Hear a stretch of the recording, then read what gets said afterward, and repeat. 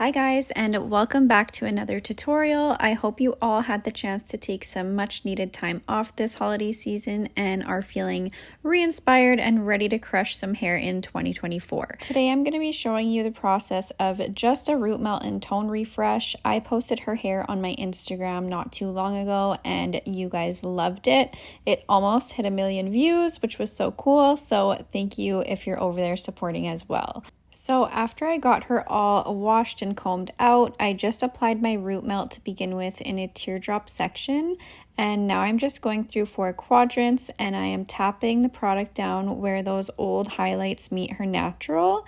And then I'm going back in and tapping at the root all the way to where that point began. And if you didn't already see, I have mixed up redkenshadeseq equal parts of 6G and 7C. These 2 shades have a brown to tan background, so when they're depositing, they're actually giving like a very natural balanced result with just tones of gold and copper. So while you're getting the tones you want, it's going to stay really natural and you're going to avoid having too vibrant or intense of a color. This is also going to apply to her end toner that you'll see later, so everything I've chosen for her comes from the brown to tan family in redkenshadeseq.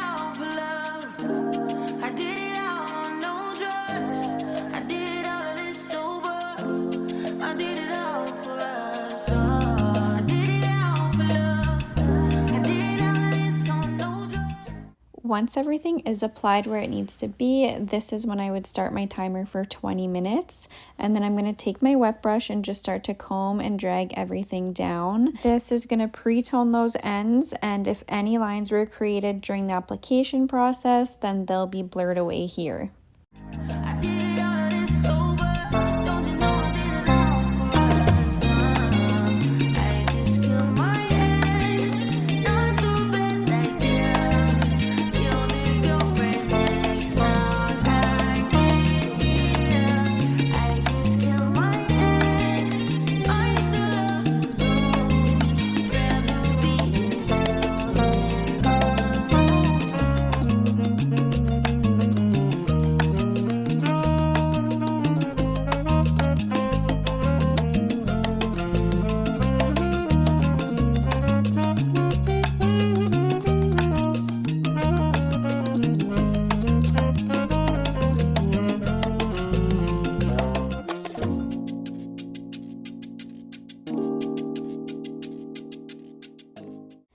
Here I'm mixing up 8C, 9G, and 9AA with processing solution, and once that's applied, we'll let it sit for a full 20 minutes, and here is the end result. Make sure you give this video a thumbs up if you liked it or found it helpful, and thanks for watching.